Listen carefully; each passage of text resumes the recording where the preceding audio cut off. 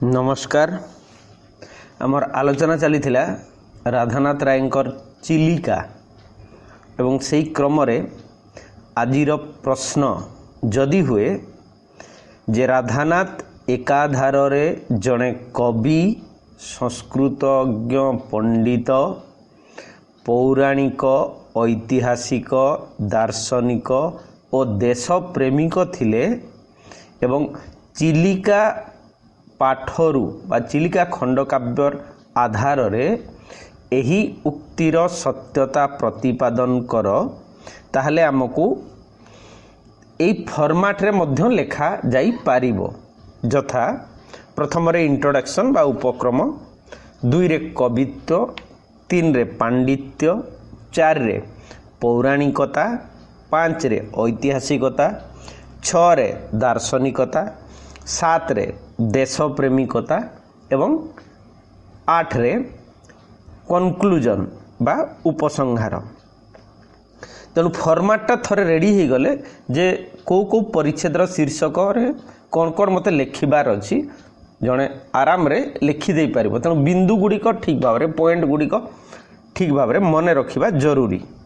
तेणु क्वेश्चन रो प्रत्येक क्वेश्चन रो जेमति गोटे कीवर्ड रहे से कीवर्ड को ही आमे फोकस करबा, ता ऊपर ही अधिक गुरुत्व देबा।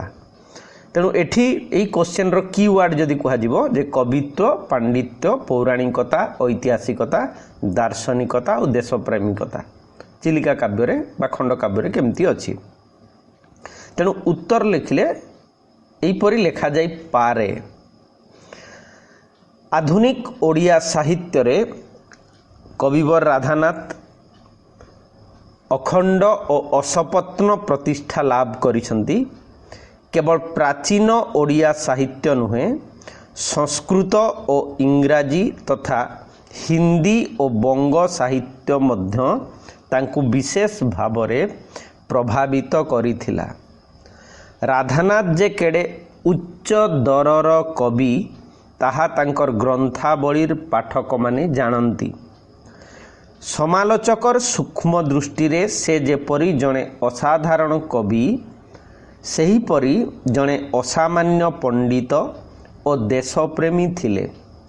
कौनसी खंडीय काव्यरु यद्यपि जड़े कविंकर सकल वैशिष्ट्य प्रदर्शन करिबा सहज नुहे, तथापि तन्न तन्न आलोचना द्वारा केतेक स्थल रे एहा संभवपर होइथाए।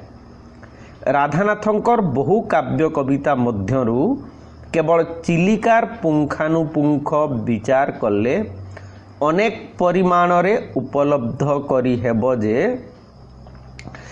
से एकाधार रे जने कवि, संस्कृतज्ञ, पंडित, पौराणिक, ऐतिहासिक, दार्शनिक और देश प्रेमिक थिले। सुकवित्व और प्रतिभा ए दुईटिर संबंध घनिष्ठ भावरे रही। राधानाथ चिलिकारे जो कवित्वर निदर्शन देइछंती ताहा तांको असाधारण प्रतिभार जीवंत प्रमाण। चिलिकार वर्णना प्रसंगरे से जो बहुविध विषयर चित्रण करिछंती तहिरु जना जाए तांकर प्रज्ञा बा बुद्धि केड़े नवोन्मेषशालिनी थिला। चिलिकार पाठक तहिरु जो रस उपलब्धि करे ताहा भाषारे अभिव्यक्त करिबा सहज नुहे। गोटिए सुरम्य तटिनी परी तांकर कवितार धारा प्रवाहित होई जाइछि। केउठारे पाठकर मनरे भीति संचार हुए, केतेबेले अखंड शांति रसरे से निमज्जित होई जाए, केउठारे जातीय भावरे अनुप्राणित होई गर्व और उन्मादनारे हृदय को भरी दिए, अन्य केउठारे तार मुखमंडल रे एक रौद्र रेखा अंकित होई जाए, केउठारे अबा गभीर दार्शनिक चिंतारे से विस्मित बा अवसन्न होई पड़े। सुललित भाषा, सुमनोहर अलंकार विन्यास, प्रीतिकर कल्पनार विलास, भावर अनुरूप କାନ୍ତ କଠିନ ପଦାବଳୀର ପ୍ରୟୋଗ, କବି ପରମ୍ପରା ଅନୁମୋଦିତ ବର୍ଣ୍ଣନା ଶୈଳୀ ଏସବୁ ରାଧାନାଥଙ୍କର କବିତ୍ୱର ଅକାଟ୍ୟ ପ୍ରମାଣ। ଚିଲିକାର କବି ଜଣେ ସୁସଂସ୍କୃତଜ୍ଞ ପଣ୍ଡିତ ମଧ୍ୟ ଥିଲେ। କହିବା ଅନାବଶ୍ୟକ ଇଂରାଜୀ, ବଙ୍ଗ ବା ହିନ୍ଦୀ ସାହିତ୍ୟ ତାଙ୍କ ଉପରେ ଯେତେ ପ୍ରଭାବ ବିସ୍ତାର କରିଥିଲା ତାଠାରୁ ସଂସ୍କୃତ ସାହିତ୍ୟର ପ୍ରଭାବ ବେଶୀ ଥିଲା। ପଣ୍ଡିତ ଶବ୍ଦ ଯେବେ ଶାସ୍ତ୍ରୋଜ୍ୱଳା ବୁଦ୍ଧି ସମ୍ପନ୍ନ ବ୍ୟକ୍ତିର ନାମାନ୍ତର ହୁଏ ତେବେ ରାଧାନାଥଙ୍କୁ ଜଣେ ଉଚ୍ଚଦରର ପଣ୍ଡିତ ଆଖ୍ୟା ଦେବାରେ ମତଦ୍ୱୈଧର ଆଶଙ୍କା ସମ୍ଭବ ନୁହେଁ। ଇଂରାଜୀ ପ୍ରଭୃତି ଉଲ୍ଲିଖିତ ସାହିତ୍ୟରେ ତାଙ୍କର ଯେତେ ପ୍ରଗାଢ଼ ବ୍ୟୁତ୍ପତ୍ତି ଥିଲା, ସଂସ୍କୃତ ସାହିତ୍ୟରେ ତାଠାରୁ ଅଧିକ ଗଭୀରତା ଥିଲା କହିଲେ ଅସତ୍ୟ ବା ଅର୍ଦ୍ଧସତ୍ୟ ହେବ ନାହିଁ।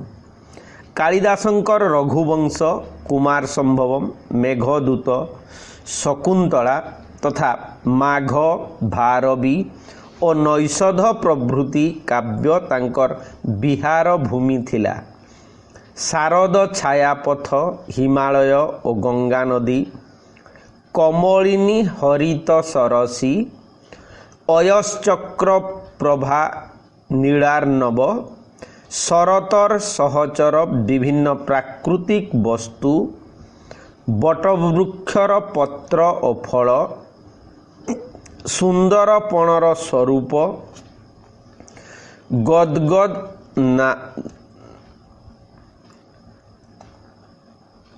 ଗଦଗଦ ନାଦୀ ଗୋଦାବରୀର ଜଳରାଶି, ଚିତ୍ରା ସଙ୍ଗେ ଚନ୍ଦ୍ରମାର ମିଳନ, ଯାହା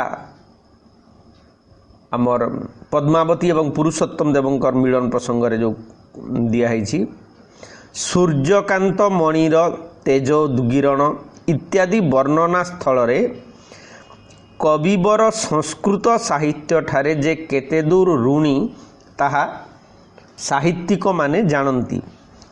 ବିକର୍ତ୍ତନ ପ୍ରଭୃତି ଶବ୍ଦର ପ୍ରୟୋଗରୁ ତାଙ୍କର ଶାବ୍ଦିକତା ଓ ନାନାବିଧ ଅଳଙ୍କାରର ସମାବେଶରୁ ତାଙ୍କର ଆଳଙ୍କାରିକତାର ପ୍ରମାଣ ଉପଲବ୍ଧ ହୁଏ।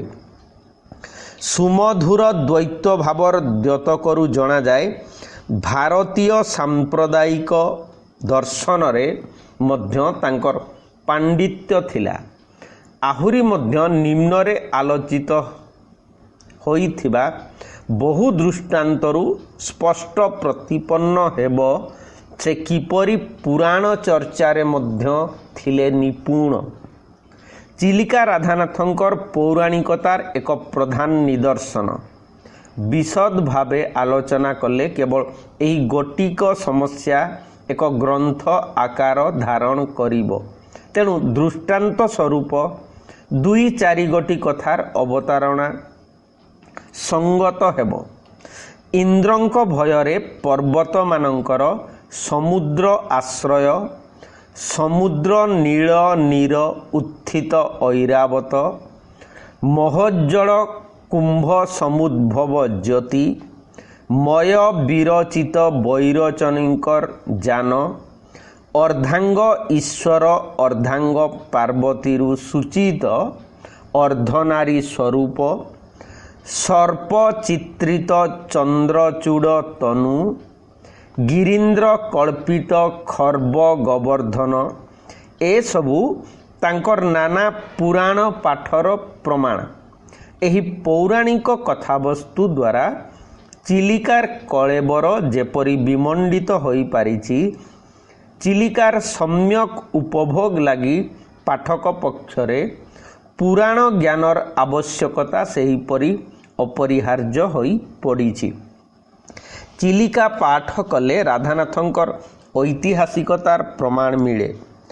କିମ୍ବଦନ୍ତୀ ଇତିହାସର ଏକ ଅମୂଲ୍ୟ ଉପାଦାନ ହୋଇଥିବାରୁ ତାର ଆଲୋଚନା ଏ ପ୍ରସଙ୍ଗରେ ଅସଙ୍ଗତ ହେବ ନାହିଁ। ଉତ୍କଳର ତୀର୍ଥତ୍ୱ ପ୍ରତିପାଦନ କରିବାକୁ ଯାଇ ସେ ଯେତେ ତଥ୍ୟ ସଂଗ୍ରହ କରିଛନ୍ତି ତାହା ତାଙ୍କ ଗଭୀର ଗବେଷଣା, ସୂକ୍ଷ୍ମ ସମାଲୋଚନା ଓ ଜ୍ଞାନ ପିପାସାର ପରିଚୟ ଦିଏ। ଭାର୍ଗବୀ, ଦୟା, ରତ୍ନଚିରା, ଗନ୍ଧବତୀ ପ୍ରଭୃତି ନଦୀ ସେ ଯେଉଁ ବୈଶିଷ୍ଟ୍ୟ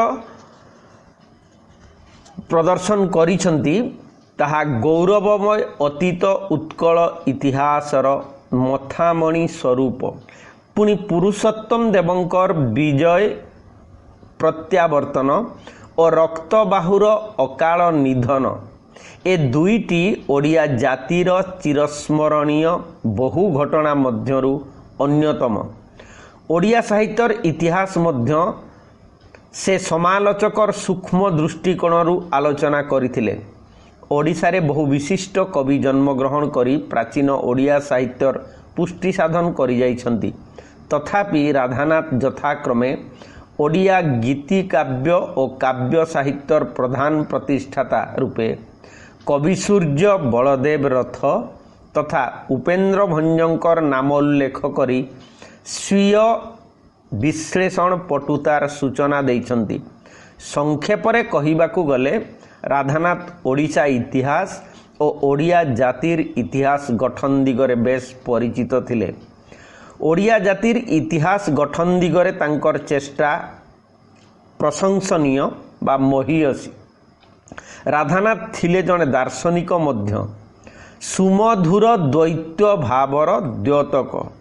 ଏଥିରୁ ତାଙ୍କର ସାମ୍ପ୍ରଦାୟିକ ଦର୍ଶନ ଜ୍ଞାନର ପ୍ରମାଣ ମିଳେ ବୋଲି ପୂର୍ବରୁ ମଧ୍ୟ କୁହାଯାଇଛି। ସାଧାରଣ ଲୋକର ଦୃଷ୍ଟିକୋଣରୁ ଦାର୍ଶନିକର ଦୃଷ୍ଟିକୋଣ ଭିନ୍ନ। ଦାର୍ଶନିକ ଜଣେ ଭାବରାଜ୍ୟର ବୈଜ୍ଞାନିକ। ପଦାର୍ଥ ବୈଜ୍ଞାନିକ ଯେପରି ଜାଗତିକ ବିଭିନ୍ନ ପଦାର୍ଥକୁ ସାଧାରଣ ଲୋକଙ୍କ ପରି ଗ୍ରହଣ କରେ ନାହିଁ, ପର୍ଯ୍ୟବେକ୍ଷଣ ଓ ବିଶ୍ଳେଷଣ ଦ୍ୱାରା ନିଜର ସିଦ୍ଧାନ୍ତରେ ଉପନୀତ ହୁଏ, ଦାର୍ଶନିକ ମଧ୍ୟ ସେହିପରି ଜଗତର ବିଭିନ୍ନ ବସ୍ତୁର ଗଭୀର ବିଚାର ଓ ନିର୍ମଳ ବିଶ୍ଳେଷଣ କରେ।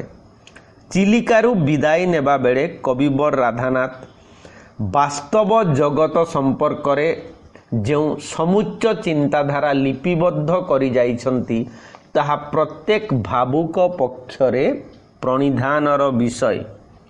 ଜଗତ ମାୟାମୟ, ସାଂସାରିକ ବସ୍ତୁ ସମୂହ ପ୍ରକୃତ ସୁଖ ଦେବାରେ ସମର୍ଥ ନୁହେଁ। ମନୁଷ୍ୟ ଜ୍ଞାନର ସାଂସାରିକ ସ୍ଥିତିର ସ୍ୱରୂପ ପୂର୍ଣ୍ଣ ମାତ୍ରାରେ ଉପଲବ୍ଧି କରିପାରେ ନାହିଁ। ଜୀବନରେ ବହୁ ଅଭିଳାଷ ଥିଲେ ମଧ୍ୟ ସେସବୁ ଫଳବାନ ହୋଇପାରେ ନାହିଁ। ଏହି ମତଗୁଡ଼ିକ ଯେ କେତେଦୂର ଚିନ୍ତାଶୀଳ ମସ୍ତିଷ୍କ ସମ୍ଭୂତ ତାହା ବୁଝାଇବା ଅନାବଶ୍ୟକ। ନିଃସନ୍ଦେହ ରାଧାନାଥ ଜଣେ ଭାଗ୍ୟବାଦୀ ଥିଲେ। ତାଙ୍କର ଅନୁଭୂତିରୁ ସେ ପାଠକମାନଙ୍କୁ ସ୍ପଷ୍ଟ ଜଣାଇ ଦେଇଛନ୍ତି ଯେ ଭାଗ୍ୟ ଯେବେ ରୁଚି ଅନୁକୂଳ ହୋଇଥାଏ ତେବେ ମନୋବାଞ୍ଛା କାର୍ଯ୍ୟରେ ପରିଣତ ହୁଏ, ନହେଲେ ନିଜ ଶକ୍ତିରେ, ପୌରୁଷ ବଳରେ ବା କେବଳ ଚେଷ୍ଟା ଦ୍ୱାରା ମନୁଷ୍ୟ ନିଜର ଅଭୀଷ୍ଟ ସିଦ୍ଧିଲାଭ କରିପାରିବ ନାହିଁ। ଏଥିରୁ ତାଙ୍କର ବିଷାଦବାଦର ଧାରା ସ୍ୱତଃ ଆତ୍ମପ୍ରକାଶ ଲାଭ କରିଛି। ଯେଉଁ ବସ୍ତୁ ଆପାତତଃ ସୁଖର ଜନକ ପରି ଦିଶୁଥାଏ, ପରିଣାମରେ ତାହା ଦୁଃଖଦାୟକ ହୋଇଥାଏ। ତାଙ୍କ ଜୀବନରେ ରାଧାନାଥ ନୈରାଶ୍ୟ ପ୍ରେତର ବିକଟ ନର୍ତ୍ତନ ଦେଖିଥିଲେ। ତାଙ୍କର ବଳବତୀ ଇଚ୍ଛା ଥିବା ସତ୍ତ୍ୱେ ସେ କୁଟୀର ବିରଚି ଜଟିଆ ଚରଣେ କାଟୁଥାନ୍ତି ଆୟୁ ଶେଷ ନିକାଞ୍ଚନେ। ମାନେ ଜୀବନର ଅନ୍ତିମ ପର୍ଯ୍ୟାୟରେ ସେ ଜଟିଆର ପାଦଦେଶରେ ଗୋଟିଏ କୁଟୀର ନିର୍ମାଣ କରି ଏକାନ୍ତରେ ଜୀବନଯାପନ କରୁଥିବାର କାମନା କରିଛନ୍ତି, ଯାହା ଫଳବତୀ ହେଇନାହିଁ। ଉଦ୍ଦେଶ୍ୟ କିନ୍ତୁ ଚରିତାର୍ଥ କରିପାରି ନଥିଲେ। ତେଣୁ ବିଷାଦ, ନୈରାଶ୍ୟ, ଦୁଃଖ ସବୁ ବିକଟ ମୂର୍ତ୍ତି ଧାରଣ କରି ରାଧାନାଥଙ୍କର ମନଶ୍ଚକ୍ଷୁ ସମକ୍ଷରେ ଦଣ୍ଡାୟମାନ ହୋଇଥିଲେ। ସ୍ଥୂଳତଃ କହିବାକୁ ଗଲେ ରାଧାନାଥ ଥିଲେ ଭାଗ୍ୟବାଦୀ। राधानाथ जड़े देशप्रेमिक मध्य देशर अतीत गौरवर स्मरण वर्तमानर अधोगतिर दुखानुभव भावी उन्नति लगी प्रगाढ़ प्रचेष्टा निष्ठापर देशहितैषी मानकर ए सकल सुमहत गुणावली राधानाथंक ठारे परिलक्षित हुए। भारतीय दरबार रे उत्कल को तार कीर्ति कला परे मंडित करी एक सुयोग्य आसन रे अधिष्ठित करिवा पई चिलिका रे कविवर कम यत्नशील होई नाहंती। चिलिका तुल्य मनोरम प्राकृतिक दृश्य भारत रे विरल। उत्कल एक पवित्र तीर्थभूमि। उत्कलर अतीत ऐतिहासिक गौरव विश्वमानवर प्रशंसार विषय इत्यादि नाना तथ्य से बड़ सुदक्ष भावरे चित्रित करि जाइछन्ति। से आधुनिक उत्कलर सारस्वत दीनतारे दुखित होई बीणापाणीक निकटरे प्रार्थना करिछन्ति। कीर्ति रक्षार संबंधा स्थिरा भवती भूतले अर्थात अक्षर रे लिपिबद्ध कीर्ति भूतल रे स्थिर रहे। एथिरे राधानाथंकर थिला अगाढ़ विश्वास।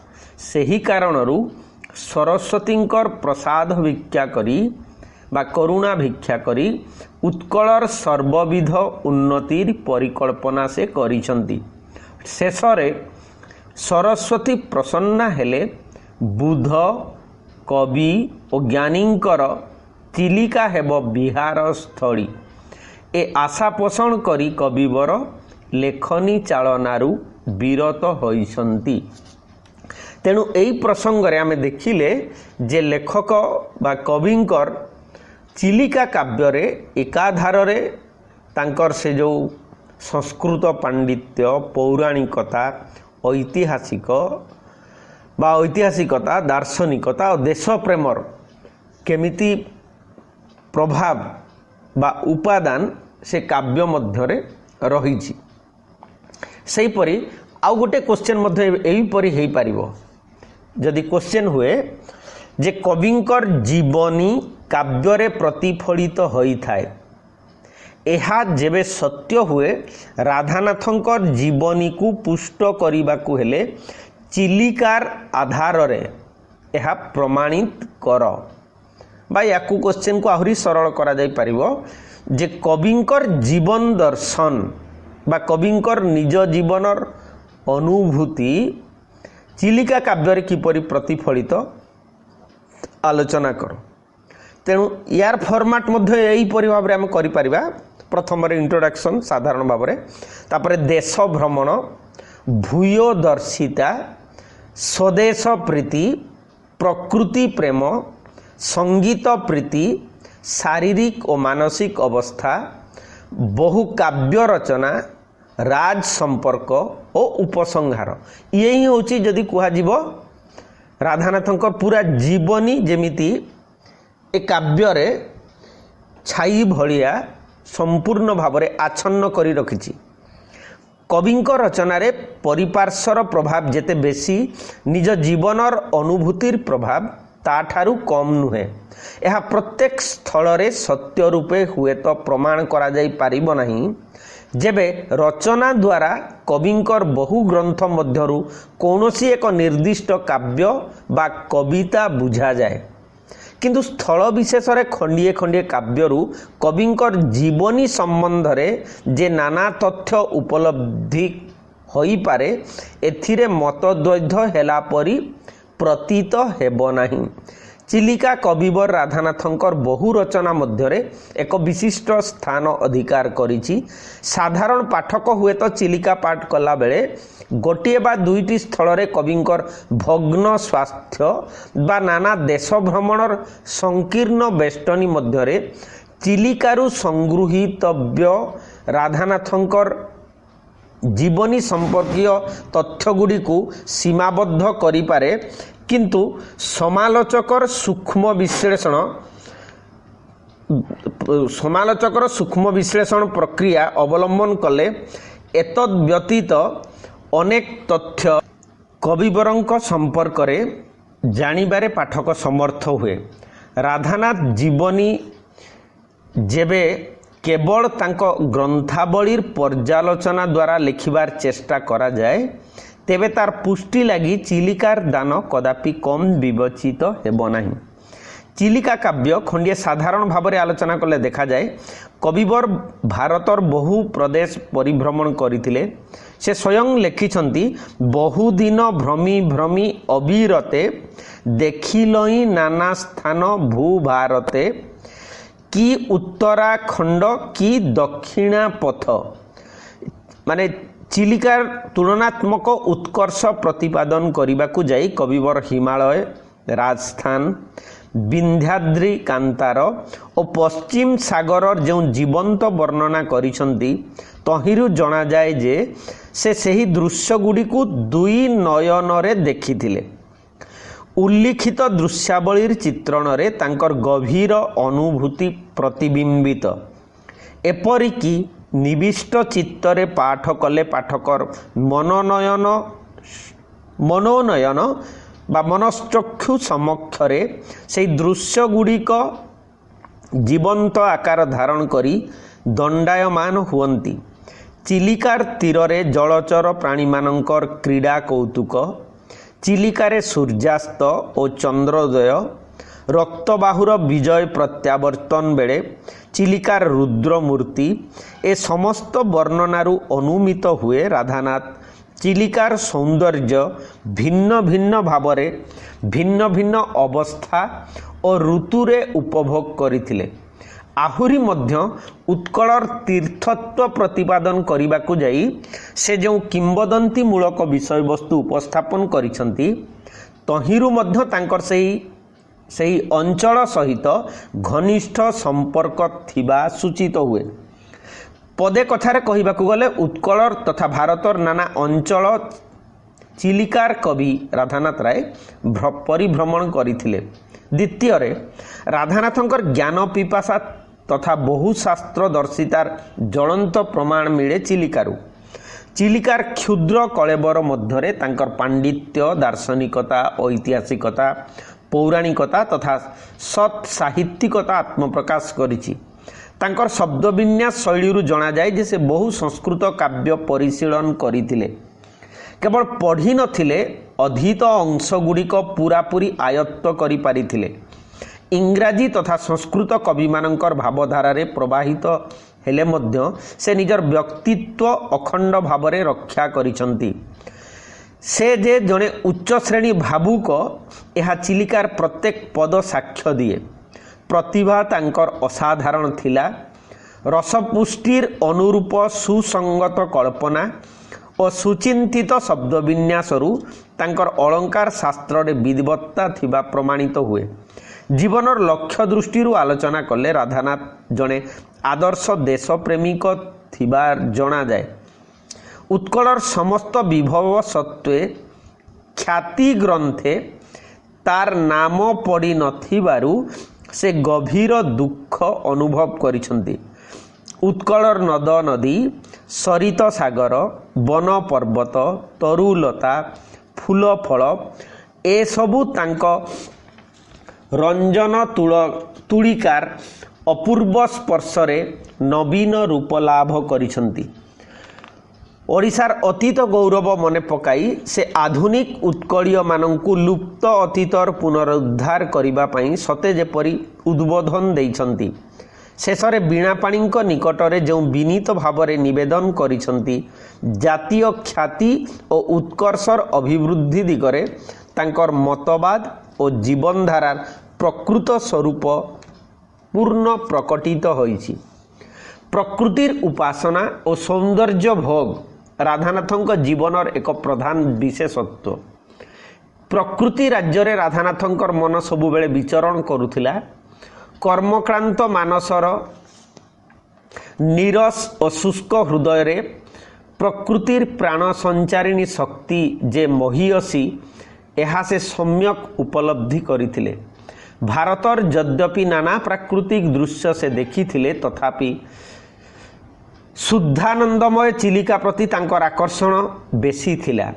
चिलिका तथा रमणीय प्रकृतिर परिवेष्टनी मध्यरे जीवन यापन करने से बड़ लालायित थिले। से लिखिछंती भाग्य होइथिले रुचि अनुकूल आश्री थांती मुहि तर रम्य कूल छार भाग्य मोर पिहित पाषाणे मजी बन गढ़ा अन्य उपादाने।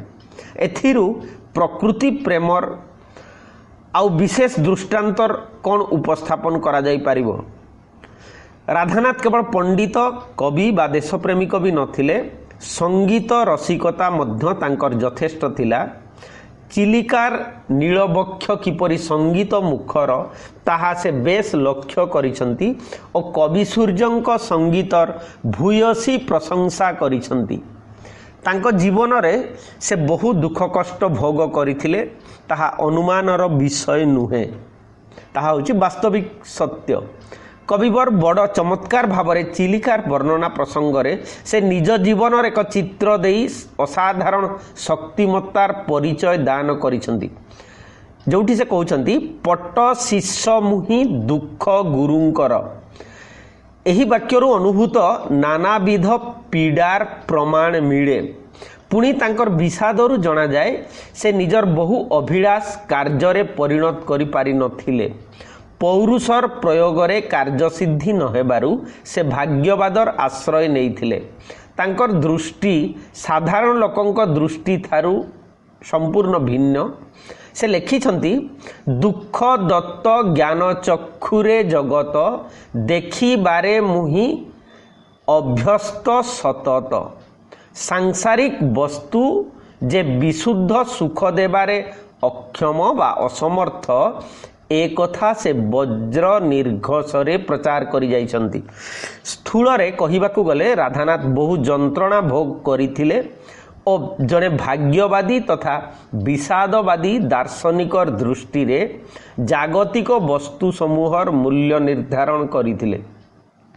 चिलिका समग्र ओडिया साहित्य रे एक उच्च आसन अधिकार करे। जे समस्त गुण थिले काव्य विशेष जो सर्वजना द्रुत हेबो, चिलिकारे से सबू पूरण करा जाई पारिछि। चिलिका पाठ कले कौनसी विवेकी कहिबे नहीं जे यह कौनसी कविंकर प्रथम रचना। तेणु राधानाथ चिलिका लिखिबा आगरू आहुरी अनेक काव्य कविता से निश्चय रचना करिथिले। ए अनुमानर यथेष्ट युक्तिसंगत कारण मध्य रहिछि। ए समस्त व्यतीत राधानाथंकर जीवनी संपर्क रे जेउ सबु तथ्य चिलिकारु संग्रह करा जाई पारे से मध्य रे तांकर राज संपर्क अन्यतम, माने ओडिशार तत्कालीन राजा मानकर सहित संपर्क। कविंकर राज संपर्क जुगर जड़े विशिष्ट व्यक्ति हिसाब रे विद्यमान।